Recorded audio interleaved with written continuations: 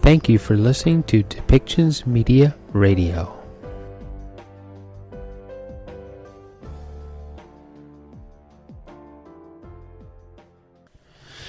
Welcome back, everyone. We're here today with Marjorie Warkentin. She is an author, speaker, life path mentor.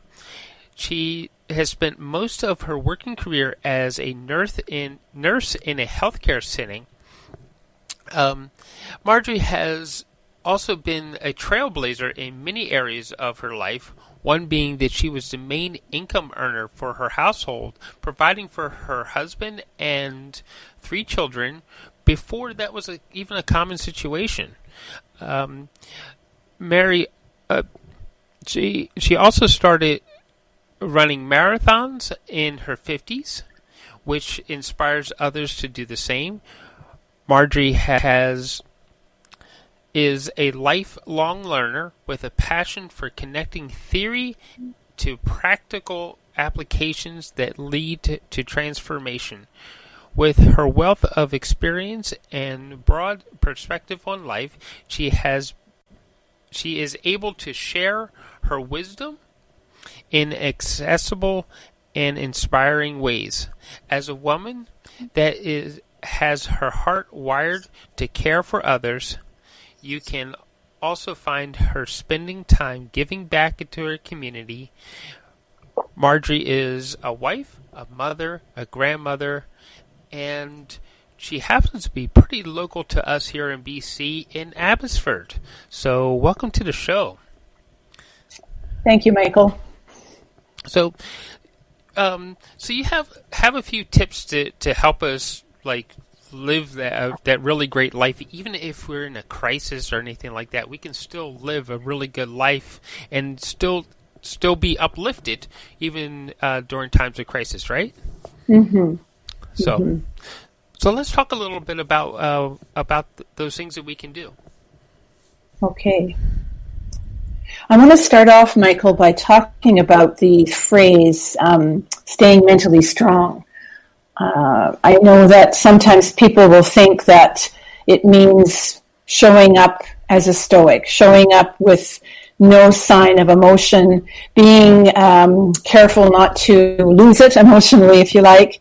And some people, particularly now during this time of the pandemic, if they are parents or leaders of a team, they might think that staying strong mentally and emotionally means that they show up as the ones who don't get upset or don't admit that they are feeling anxious or frazzled or fragmented.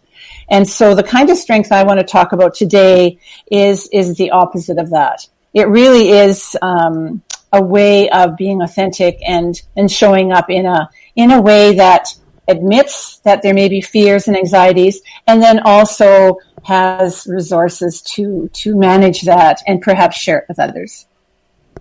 Yeah, that's really important because while this show is mostly heard by women, there are some men out there that actually listen to this.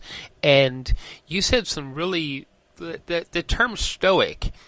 I remember this being taught this as a child, that you're a guy, you're not allowed to show emotion. Mm-hmm. And you're about to tell us that it's okay to show that emotion, right? Absolutely.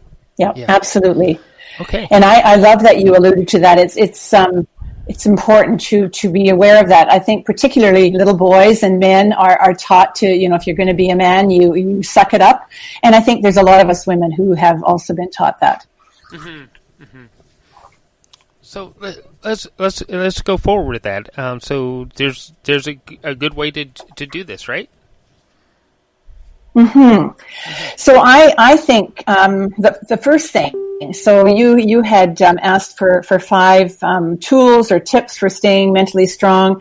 I was kind of relating it to this time of being in the time of isolation and staying at home and sheltering in place. Mm-hmm. So the first thing that I know for myself is the whole idea of being present. And it's very easy for me to say that, and you might wonder, well, what do I even mean by that? And so for me, I notice that there can be days where I just kind of go through the day on autopilot. And I get to the end of the day, snuggle under my quilt, and I think, okay, well, what would really happen today? And so what I'm wanting to offer as a way of being strong emotionally and mentally is to stop and notice what's going on. The first thing that I would suggest is that people stop and take 3 breaths and just notice their breathing. This is a gift that we've been given as humans that is often not even acknowledged. And as I take those deep breaths, it actually slows my heart rate and calms my nervous system. And then I offer the idea that when I stop and take a breath is that I become aware of what's happening in my body. And a lot of times, I know when I was a nurse, it's ironical, but I wouldn't even take time to go to the bathroom. I'd be so busy, and I wouldn't get a coffee break or a lunch break, and I would just shove away my feelings of hunger or fatigue and just carry on. And it really didn't pay off. It leads to a lot of stress and a lot of dis-ease.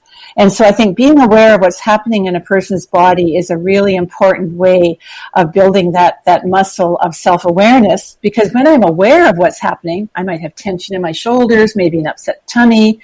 That might be a clue that I'm upset about something, or I'm feeling sad, or someone has done something to hurt me. And then rather than just reacting and being triggered, I can stop and choose how I want to do my actions as a result. So that being present, I would say, is a really important tool. In terms of that, I would also offer the importance of having at least 5, 10, 15 minutes alone every day. Might be difficult when we're all living together in one house. There's kids who aren't at school. There might be both parents working from home. There might be all kinds of distractions. Mm-hmm. And so set an appointment and have time for yourself. And I believe that's a really important part of being present and also staying strong. Right. Yeah. Even in the best of times, I think a lot of people have trouble setting time aside just for them. I agree. Yeah. It's and that time alone doesn't have to be meditating or it can be whatever rejuvenates you. So it could be a walk in nature, it could be a bubble bath, listening to music, doesn't matter. But it's just that kind of paying attention to what's needed. And as a person does that, this kind of segues into the importance of noticing what a person is feeling. So as I notice what's in my body, often my body has a message. Oh, there's an emotion underneath it. And I don't know about you, Michael, but I myself have been shocked at the intensity of my feelings during this time. I did not know I could be so reactive. I get really, really annoyed when people don't move over on the trail when I'm walking, or when there's insensitivity to the fact that I might be at risk for getting an infection, and people just seem oblivious to that. So I find that I've been quite emotional. I'm quite weepy. I find that I'm just much more raw with my emotions. And so I'm practicing feeling those feelings and being okay with admitting them and expressing them, rather than thinking, I've got to be strong, I can't cry, I can't admit I'm angry, I can't grieve, whatever it is. So that's a really, the whole grief thing, and I could talk for an hour about that. Right. And it's just, a lot of grief is coming up for people because of the losses that are happening. So that's tied in with that being present. Yeah.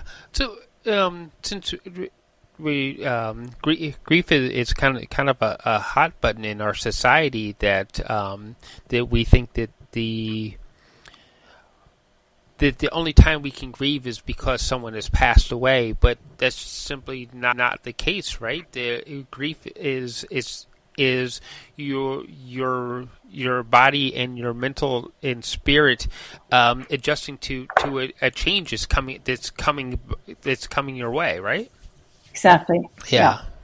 So if I can just interject too, the comparison game can be deadly here. I know for myself, I'm retired. I have my pension check. I'm not struggling financially. There's things that are actually quite good for me. And so then I tend to find myself saying, well, I shouldn't really be sad because I have nothing to complain about compared to all the other people in the world nowadays. And I think that doesn't serve anyone well.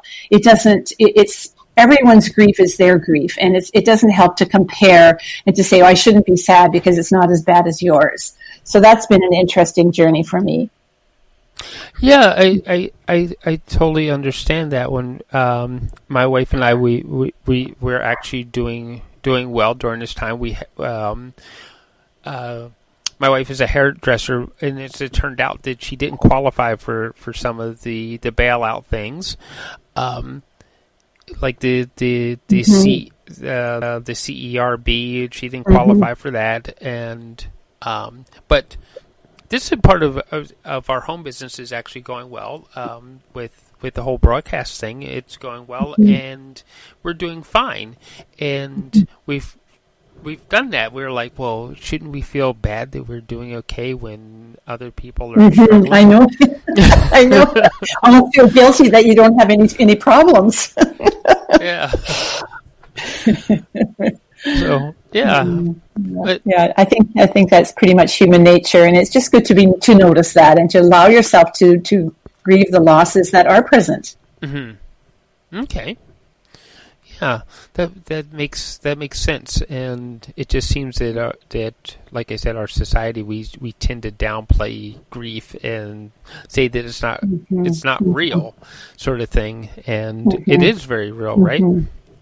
So it is absolutely. Yeah. Okay. So let's keep going here. Okay. So I kind of cheated, and when I first wrote out what I was going to say, those first points I talked about were 2 points, but now I've made them into one because I have some more important things to share. So the second point that I think is so important, and again, it's a bit counterintuitive for a lot of people, is the importance of caring for ourselves and practicing self-compassion. And again, people might say, well, what does that even mean? And I know for myself, when I was a nurse and a mother of young children, and my husband was home with the kids, and then I'd come home after a 12-hour shift, it was very hard for me to say, this is what I need for me, because I saw all the needs that there were around me. And I think nowadays that's very similar for a lot of people. It kind of ties in with the grief thing that we were talking about. And so I'm thinking that it's really important not to feel guilty at the idea of putting myself first. And so self-compassion would incorporate the idea of speaking kindly to myself and thinking about how would I comfort else who's grieving, and then talk to myself that way. And paying attention to what it is that I want, again, ties in with saying, I need some time alone today. I'd like to have 15 minutes where no one interrupts me. And realizing that the more I can replenish myself, the more I'll have actually to give to others. And I can give from a place of ease and flow rather than guilt and pressuring myself. And here's a piece of taking care of myself that might sound a bit contradictory, but really caring for myself includes being willing to ask for help and then receiving graciously. And this is one of the hardest things for me.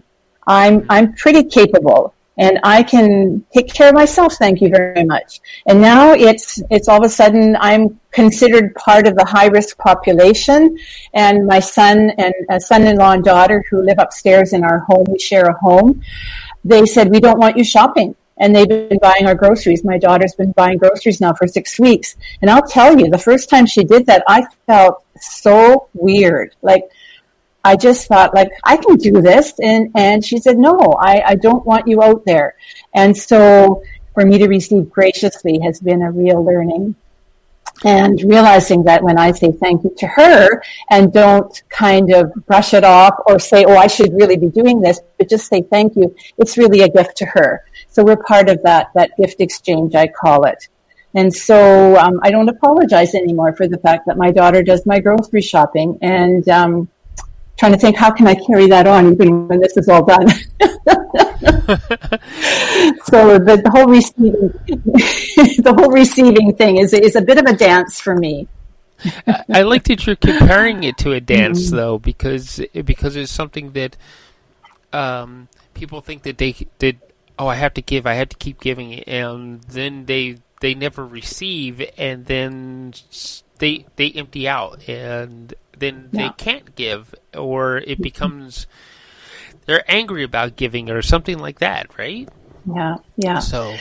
Yeah, no, it's true. It's a definite back and forth, and as in dancing, there has to be the twirling and the different steps, right? And so I think for me, receiving is an important part of caring for myself and being willing to admit that I need help. And when I say I need help, that isn't a sign of weakness. I think that takes some of the most strength that there is to admit I'm not doing well. Can you help me? Whether it's groceries or an emotional listener or calling a helpline for some emotional support, all of that I believe is very courageous and takes a lot of strength.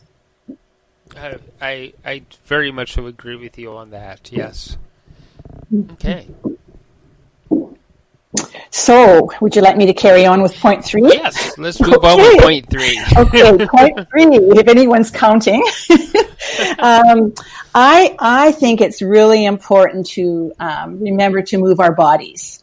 And I'm not talking about a high stress, high impact, high energy workout. That's great if that's what people want and that works for them. I'm talking about moving my body, perhaps by spending time in nature. And for me, it's been actually a walk in the woods. I'm lucky enough to live near some forested trails just out my door. And it has been such a gift to me to walk. And I often find myself walking slowly. I'll stop and take pictures of the new spring growth. I'm slowing right down, which is very unusual for me with my history of marathon running and the high intensity workouts I did to prepare for that. And now I'm actually seeing my walks as a time of reflection and being outside. And I think for me too, the fact that spring is happening and the beautiful growth that we have here in British Columbia and the amazing greens and blossoms. And I've seen the rhododendrons go from a tiny little bud that's completely closed to a blazing, beautiful blossom. And it's been a metaphor for me of hope, really. And that, nature is carrying on and I'm going to be okay. And the cycles are happening and just kind of grounds me. So I think if you're fortunate enough, can get outside, do that. But even moving your body inside, we talked about dancing, put on the music and have a dance party in the kitchen, perhaps some stretching or just being in the garden and digging is just a beautiful way to tap into those resources that are available outside of us that don't cost anything and that are available. So that would be, move your body, spend time in nature. That's really a key for me. Yeah. You're reminding me of some. There's an ad I heard on another radio station that you can save like a mom, and they were talking about how. Oh yeah, you put your kids in front of the television and you turn them into couch potatoes while you something else happened in the house. It's like, and you're saying not to be that couch potato, to get up, move around, and there's times we can do that with the rest of the family, and there's times that we should do it by ourselves, right? Yeah, that could be that time alone if you can work it out. Absolutely. Yeah. And there's a time for rest too. I think being a couch potato, I've watched more TV the last 6 weeks, I think, than most of my life, and slept in, not set my alarm, and just given myself time to have a nap if I want one. I've been incredibly tired. I've been shocked, and the rest, I think one reason I get that rest and sleep well is because I've had my time in nature and walking and fresh air, all of that good stuff. Yes. So, okay. So, that was point number 3, right? It was, yes, number 4. Number 4. So this is one which is really dear to my heart, and the whole idea of connecting with others. We've talked about connecting with ourselves as part of being strong mentally and emotionally. And I think connection with others is pretty important during this time. Now, it's interesting because my husband and I are very different in this way. He's an introvert. I've actually written a blog post that came out just yesterday on Thrive Global about living with a different personality during this time. And my husband is quite happy to really spend time alone. And for me, I'm missing, I don't think a week would go by without me booking a lunch or a coffee with at least 2 or 3 people. So it's been quite a shock for me this last while. And so then, how do I stay connected?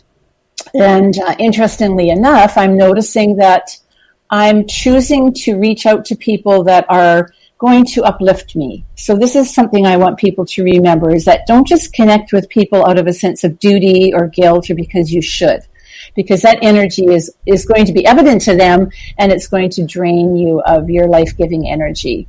Mm-hmm. So for me, it's thinking about who would I like to speak to? Is this person, maybe it's someone who I think I can help. I have an aging dad. He's 95, lives in Winnipeg. I have an aunt and uncle who live in Abbotsford who are mid-90s, are isolated, can't have visitors. So of course I call them. And because I love them and want to maintain contact, it comes from a place of joy. However, I'm really not going through my list of friends and making sure I call them all every week or stay in touch. I'm really being deliberate about who I connect with and doing it from a place of because I want to, and when the timing is right for them and for me. Mm-hmm. So, but that does make sense. That you.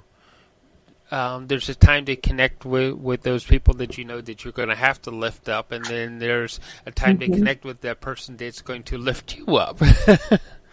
It's true. Sense.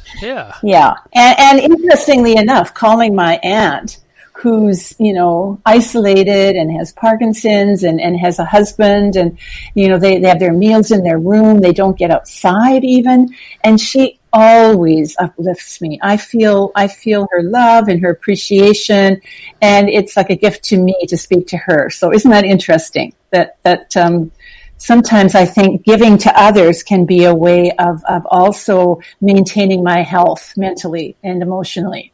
Mm-hmm. Yeah, that makes sense too. Yeah. So, yeah. And in connection with this, I have one other sub-point under connecting with others, and again, it could be a whole conversation. I am a firm believer that play and pleasure are integral to my mental health. And so if I don't have something every day that is fun for me, it might not be fun for someone else, but it's fun for me, it gives me pleasure, then my day isn't complete. And I think in times like this, again, it's very easy to get caught up in all the suffering and all the sorrow and all the grief and anxiety and tragedy and feel a bit guilty because I'm going to have fun. But I believe play and pleasure are really the bedrock for being strong emotionally and mentally. And so, for example, yesterday my husband and I found a trail to walk on, and we packed a picnic lunch, just some sandwiches and cut up veggies, and brought our chairs and found a grassy area that was separated from everyone else, and had a picnic. And it just was, I thought of being a kid again, eating outside and having fun, and it was really a good choice for us. So I think that the times of connection, if you can include play or pleasure in that, it's going to make a big difference. Yeah, that also makes sense. I like the outdoorsy stuff too. You said about a picnic. It's like, yeah, my wife and I, hey, this is a great time. She won't have all the clients and everything. It's like, this is running in the back of my head. It's like, that's a good idea, Marjorie. Let's have a picnic. Yeah, no, and it can be very simple, right? It was really fun, and I kind of felt like a kid again. And I think anytime I can go back to the playing as a little girl and that sort of unworried place of being a child. It's a really good way to connect with my inner child and the sense of play and pleasure. And it lifted my spirits. I had a great time. Mm-hmm. It just sounds like fun. Okay. Yeah, it was. So make sure we include some pleasure and mm-hmm. do those things that really give us deep down pleasure, right? Yeah, yeah. Okay. So, Yeah. we're at number 4 or number 5 now. I forget. Number five. There we Yes. go. Okay. So this is actually one that I think maybe encompasses everything that I've talked about. It's kind of an umbrella, and the whole idea that I am 100% responsible for my experience. I can blame COVID-19. I can blame the politicians. I can blame the people that don't move over on the trail. I can be mad at whoever. And in the end, if I can focus on what I have control over, I am going to be much more solid and grounded and strong, emotionally, mentally, spiritually, physically, you name it. And so sometimes, we talked earlier, Michael, about the people who have more worries perhaps than I do. Money worries, maybe their health is affected. I have a friend whose stepdad died of COVID-19 in the Abbotsford hospital. I can't imagine, right? It just blows me away. People might be worried about losing their job. Perhaps their restaurant won't reopen. Homeschooling, childcare worries, being at home 24/7 with the whole family. It's just a recipe for a lot of tension. And so in all of this, I know the reality is people might be listening to this and saying, well, it's easy for you to talk about these things. It sounds like your life is pretty easy. And I want to remind them that it's not about whether life is easy or not. It's taking responsibility for what we have control over. And one of the tools that I teach my coaching clients is the idea of make a list of all the things that you're worried about, and just fill a couple of pages if you have to. All your worries, anything, big, little, you name it, and then take a look at that. Get a highlighter pen or whatever you do, red pen, circle. What do you have control over? And there's times when I do that. The only thing I have control over, Michael, is my attitude. Everything else is out of my control, and yet that's what I'm putting all my energy into. Mm-hmm. And so I have a choice. I can choose then, okay, I have to let go of these things that really are out of my control and focus on what's my attitude going to be. And maybe I have control over asking for help or for getting enough sleep or having a good meal or getting out for a walk. I can do those things. But really, a lot of what's happening nowadays is out of my control. It's out of our control. Right. So accepting what we have control over and holding on to that responsibility of what we have control over rather than playing the blame game. Yeah, exactly. Becoming a victim. I find that this attitude too, if I can let go of worrying about what I don't have control over, I move from being a victim to a creator of my experience. Yeah. Okay. So, Marjorie, these are just a few things that might also be found in your book, right? Absolutely. They are. Many of them. Mm-hmm. The book is Saying Yes to Life, right? Mm-hmm. Embracing the magic and messiness of the journey. Wow. And I think that there's a lot of people that have a lot of fear in embracing that journey also. So, Marjorie, what are the best ways to get a hold of you?